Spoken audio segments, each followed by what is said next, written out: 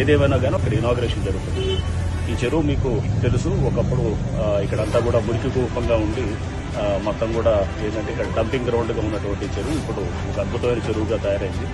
పదే పదే హైడ్రా రంగనాథ్ గారు ఈ విషయంలో అవాస్తవాలు ప్రచారం చేస్తా ఉన్నారు. గతంలో మురికి కూపం లెక్క ఉన్నటువంటి నల్ల చెరువుని కాంగ్రెస్ ప్రభుత్వం అధికారంలోకి వచ్చిన తర్వాత హైడ్రా చొరవతోని అది మంచినీటి చెరువు లెక్క మేము మార్చినామని చెప్పి ఆయన అవాస్తవాలు ప్రచారం చేస్తా ఉన్నారు. నల్ల చెరువు అనేది గత 10 సంవత్సరాల క్రితం ఒక మంచినీటి చెరువు లెక్క ట్రాన్స్ఫార్మ్ చేసింది బీఆర్ఎస్ ప్రభుత్వ హయాంలోనే. కేటీఆర్ గారు మున్సిపల్ శాఖ మంత్రి అయిన తర్వాత గత కాంగ్రెస్ పాలన సమైక్య పాలనలో ఒక మురికి కూపం లెక్క మార్చినటువంటి నల్ల చెరువుని బీఆర్ఎస్ ప్రభుత్వం అధికారంలోకి రాగానే, తెలంగాణ రాష్ట్రం ఏర్పాటు కాగానే ఒక మంచినీటి చెరువు లెక్క మార్చినటువంటి ఘనత బీఆర్ఎస్ ప్రభుత్వానికి, కేసీఆర్ గారి నాయకత్వానికి. దాదాపు 30 ఎకరాల పైన ఈ చెరువు విస్తీర్ణం ఉన్నది మనకి. అండ్ సెప్టెంబర్ 2024 అప్పుడు హైడ్రా ఇక్కడ ఎంక్రోచ్మెంట్ తీసినప్పుడు పెద్ద ఎత్తున కూడా దీనికి వ్యతిరేకత అనేది మనం చూసాము. అప్పుడు హెచ్ఎండిఏ ఫండ్స్ ద్వారా దీన్ని పునరుద్ధరణ చేయడం జరిగింది.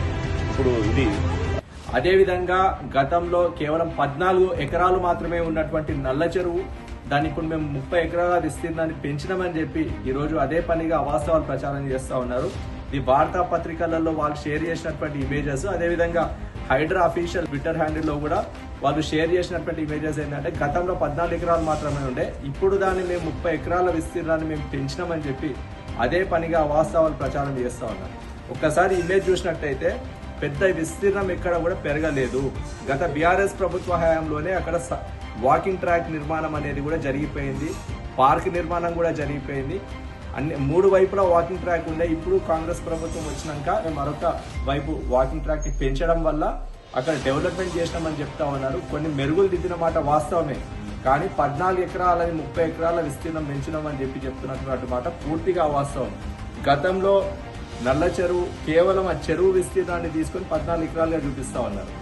ఇప్పుడు చెరువు చుట్టూ ఉన్నటువంటి ఆ పార్కు, వాకింగ్ ట్రాక్, ఆ బఫర్ జోన్ మొత్తం కలిపి 30 ఎకరాలని చెప్తా ఉన్నారు. అంటే గతంలో కొలిచినట్టయితే కేవలం చెరువు విస్తీర్ణాన్ని చూపిస్తా ఉన్నారు.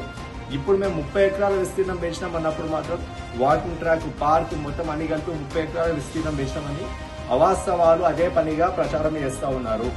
కుకట్పల్లి నల్ల చెరువు డెవలప్మెంట్ అనేది గత బీఆర్ఎస్ ప్రభుత్వ హయాంలోనే జరిగింది.